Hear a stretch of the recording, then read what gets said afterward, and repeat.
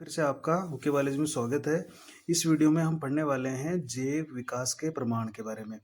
इसमें evidence of organic evolution मतलब पृथ्वी पर जीवों का विकास हुआ है, ये तो हम मानते हैं। तो क्या इसके कोई एविडेंस है क्या? कोई प्रमाण है क्या जो ये सिद्ध करते हों कि पृथ्वी पर जैविक विकास हुआ है? तो बहुत सारे ऐसे प्रमाण मौजूद हैं।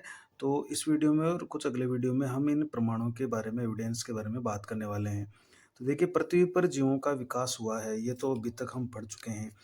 लेकिन इस बात के अनेक प्रमाण मौजूद है, एविडेंस मौजूद है। जो किस तरह के एविडेंस हैं? तो देखिए, पहला है जीवाश्मीय प्रमाण, जिसको पैलियोंटोलॉजिकल एविडेंस बोलते हैं।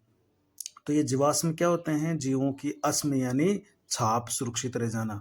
तो जब जीव जंतुओं और पौधों के चट्टानों में सुरक्षित अवशेष को जीवाश्म कहते हैं। तो जब जीव जंतु मर जाते हैं तो उनके चट्टानों में उनके जो अवशेष है वो दब जाते हैं और उसकी छाप वो चट्टानों में सुरक्षित रह जाती है। तो उन अवशेषों को हम जीवाश्म कहते हैं। जीवाश्म के अध्ययन को हम जीवाश्मिकी या पैलियोंटोलॉजी कहते हैं। अब ये जीवाश्म कैसे बनते हैं?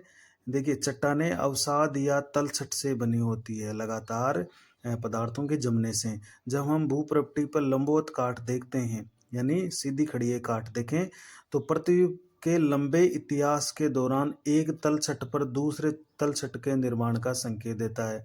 क्योंकि पृथ्वी पर क्या होती है, अलग अलग परतें अपन दिखाई देती हैं, अंदर की तरफ जाते हैं। तो इसका मतलब है एक तलछट के जमने से फिर उसके ऊपर दूसरे तलछट का निर्माण हुआ, फिर तीसरे तलछट का निर्माण हुआ, और तलछट से बनी ऐसी चट्टानें अवसादी चट्टानें कहलाती है।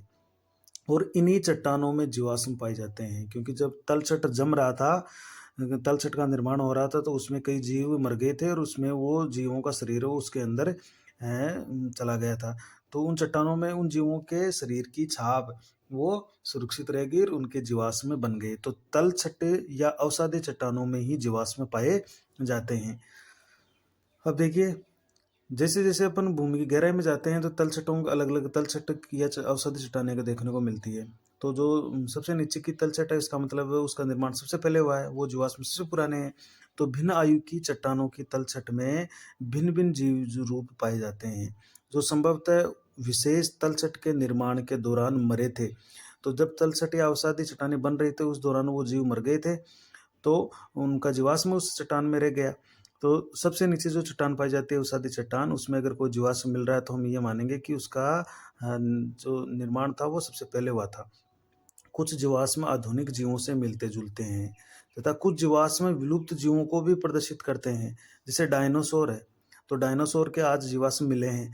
तो आज पृथ्वी पर वर्तमान में कोई डायनासोर जैसी प्रजाति मौजूद नहीं है। तो ये जीवाश्म बिल्कुल, इसके जो जीव है वो विलुप्त हो चुके हैं। और कुछ जीवाश्म ऐसे भी मिलते हैं जिनसे मिलते जुलते जीव आज भी पृथ्वी पर जीवित अवस्था में हैं। जीवाश्म अध्ययनों से ये स्पष्ट होता है कि समय समय पर पृथ्वी पर जीवन के रूप बदलते रहे हैं। देखिए, और कुछ जीव रूप विशेष भूवैज्ञानिक समय काल तक सीमित रहे हैं। मतलब जैसे जैसे पृथ्वी का समय बीता, पृथ्वी पर नए नए जीव पैदा होते गए, और कुछ जीव तो एक विशेष काल में रहे और फिर विलुप्त हो गए या नष्ट हो गए। तो जीवाश्म अध्ययन से हमें ये स्पष्ट होता है कि पृथ्वी पर नए नए अलग अलग तरह के जीव उत्पन्न हुए हैं, और वो एक निश्चित काल तक जीवित रहे हैं, फिर विलुप्त हो गए, फिर नए बन गए, फिर विलुप्त हो गए। तो इस तरह से जीवों पृथ्वी पर नए नए जीव प्रकट हुए हैं। तो पृथ्वी पर विभिन्न समयों पर नए नए जीव प्रकट हुए हैं, अर्थात जैविक विकास हुआ है। तो हमें पृथ्वी की सतह पर अलग अलग तरह के चट्टानें मिलती हैं, उनमें अलग अलग तरह के जीव मिलते हैं। तो वो जीव मिलने का ये प्रदर्शन होता है कि पृथ्वी पर समय के साथ अलग अलग जीव पैदा हुए हैं, उनके हमें जीवाश्म भी अलग अलग तरीके प्राप्त हुए हैं, और वो कुछ विलुप्त हो गए और उनसे मिलते जुलते जीव आज भी मौजूद है।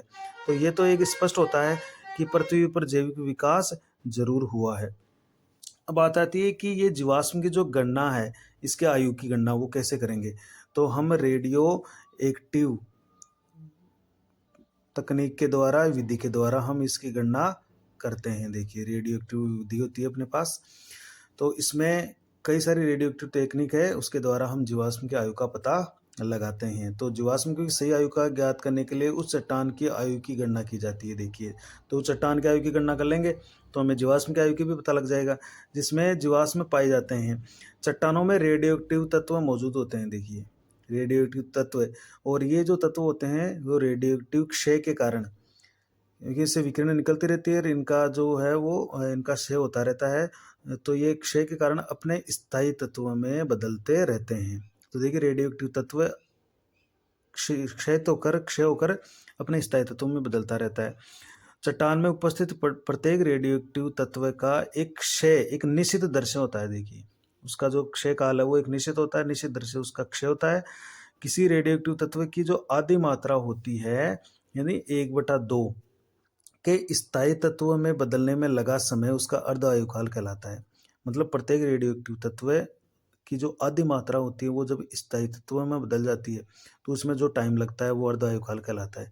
और ये अर्ध आयुकाल अलग अलग होता है। तो अर्ध आयुकाल की गणना ज्ञात है, हमें अर्ध आयुकाल का पता है। जैसे कार्बन-14 का अर्ध आयुकाल, जो ये रेडियोएक्टिव तत्व है, इसका अर्ध आयुकाल 5730 वर्ष है। तो 5730 वर्ष में कार्बन-14 का आधा भाग अपने स्थायी रूप में बदल जाता है। तो इसके लिए जैसे प्रमुख विधियां हैं, जैसे कार्बन-14 है, ये अपने स्थायी रूप जैसे नाइट्रोजन-14 के अंदर बदल जाएगा, तो 5730 साल में ये नाइट्रोजन-14 में अपने स्थायी रूप में बदल जाएगा, क्योंकि नाइट्रोजन में 14 द्रव्यमान संख्या होती है, तो कार्बन-14 नाइट्रोजन-14 में स्थायी रूप में बदलेगा। तो इसमें 5730 वर्ष लग जाएंगे आधा इसको स्थायी रूप में बदलने में। तो फिर इसका अगर 1/4 है तो फिर अगले अपन 5730 और ज्ञात कर लेंगे। तो इस तरह से इसको जोड़कर हम इसके आयु का पता लगा सकते हैं। इसके अलावा जैसे अन्य विधियां हैं, रेडियो कार्बन विधि है, ये हमने पढ़ाई है। इसके अलावा पोटेशियम आर्गन डेटिंग विधि है, जिसकी अर्ध आयुकाल लगभग 1.3 बिलियन होती है। इसी तरह से यूरेनियम लेड डेटिंग विधि है। तो ये भी एक जीवाश्म की आयु की गणना करने की विधि है। तो अर्ध आयुकाल का पता लगाकर हम इसकी गणना करके किसी भी जीवाश्म की आयु का पता लगा सकते हैं। तो ये रेडियो एक्टिव टेक्निक होती है, विधियां होती है, जो इनमें किसी का भी इस्तेमाल करके हम जीवाश्म की आयु का पता लगा सकते हैं। दूसरा एविडेंस अपन पढ़ रहे हैं, तुलनात्मक भ्रूणिकी से प्रमाण लेते हैं अपन। तो जो एविडेंस ऑफ कंपैरेटिव एम्ब्रियोलॉजी, यानी सभी जीवों के भ्रूण का अध्ययन करके हम ये पता लगाएंगे कि क्या जैविक विकास हुआ है। तो भ्रूणिकी जो भ्रूण विज्ञान है, उसमें जब अपन विभिन्न जीवों के भ्रूण की तुलना करते हैं तो हमें ये पता चलता है कि विभिन्न जीवों में जो भ्रूणीय विकास है उसमें काफ़ी समानता पाई जाती है। तो जो ये प्रदर्शित करता है कि कहीं ना कहीं एक जीव से दूसरे जीव का विकास हुआ है। तो भ्रूणिकी से जो प्रमाण है वो सिद्ध करते हैं कि जीव विकास हुआ है। तो विकास के लिए भ्रूणात्मक समर्थन, देखिए एक अर्नेस्ट हेक्कल एक साइंटिस्ट थे, उनके द्वारा प्रस्तावित किया गया। तो जो या भ्रूणात्मक जो प्रमाण थे उसका समर्थन किया अर्नेस्ट हेक्कल ने। ये प्रमाण कुछ विशिष्ट संरचनाओं के परीक्षण पर आधारित है। देखिए कैसे, जैसे बहुकोशिकीय जंतुओं के भ्रूणीय परिवर्तन में समानता पाई जाती है। कैसे, जैसे उनमें युग्मनज बनता है, नर युग्मक और मादा युग्मक के संयोजन से युग्मनज बना, फिर युग्मनज मोरुला में बदलता है, फिर ब्लास्टुला में बदलता है, फिर गेस्टुला में बदलता है। तो ये जो प्रोसेस है ये सभी बहुकोशिकीय जीवों में समान पाई जाती है। तो ऐसा लगता है कि कहीं ना कहीं ये जीव एक दूसरे से रिलेटेड है, एक दूसरे का विकास हुआ है। इसी तरह से सभी कशेरू की जो कोडेट है, उन जंतुओं में भ्रूणों की प्रारंभिक अवस्था में सिर के ठीक पीछे गिरवा भाग में देखिए कोई ना कोई या कई जोड़ी वहाँ पर क्लोम दरारें पाई जाती है। तो ये सभी कशेरुकियों में होता है।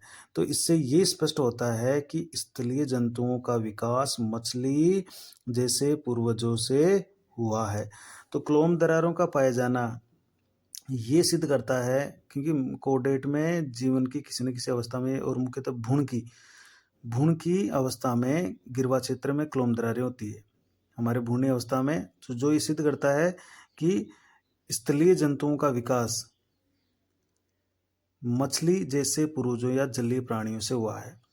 और मछलियों में इन क्लोम दरारों से जलीय श्वसन के लिए देखिए क्लोम गलफड़े बन जाते हैं, जबकि स्थलीय जीवों में क्लोमों की आवश्यकता नहीं होती है, अतः क्लोम दरारें समाप्त हो जाती है। कुछ समय बाद में क्लोम दरारें बंद हो जाती है और उसकी जगह फेफड़े बन जाते हैं। तो ये भ्रूणात्मक प्रमाण दिया है कि जैविक विकास हुआ है। लेकिन ये प्रस्ताव कार्ल अर्नेस्ट वॉन बेयर ने, ये जो प्रस्ताव था, ये कार्ल अर्नेस्ट वॉन बेयर ने सावधानीपूर्वक किए गए गहन अध्ययन के आधार पर अस्वीकार कर दिया गया। उन्होंने देखा कि भ्रूण कभी भी अन्य जंतुओं की वयस्क अवस्था से नहीं गुजरता है। देखिए कि किसी भी जंतु की वयस्क अवस्था से नहीं गुजरता है। एक जाति के भ्रूणों में अन्य जाति के भ्रूणों से अलग होने की प्रवृत्ति पाई जाती है। ये बताया है वॉन बेयर ने कि एक जाति का भ्रूण वो अन्य जाति से अलग होता है और प्रत्येक जंतु अपनी भ्रूणावस्था में पूर्वजों के इतिहास को दोहराता है। ये इम्पोर्टेंट बात है कि प्रत्येक जंतु अपनी भ्रूणावस्था में अपने पूर्वजों के जो इतिहास है उसको दोहराता है। मतलब पूर्वजों के गुण आ जाते हैं कई बार भ्रूणीय अवस्था में। तो हम ये कहते हैं कि जैसे इनके लक्षण है वो इनके पूर्वजों के आ गए हैं। तो ये इस तरह से वॉन बेयर ने अध्ययन करके जो भ्रूणिकी के जो प्रमाण थे उनको अस्वीकार किया है। फिर भी हम भ्रूणिकी प्रमाण है वो अपनी जगह महत्व रखते हैं और ये बताते हैं कि जीवों का विकास हुआ है।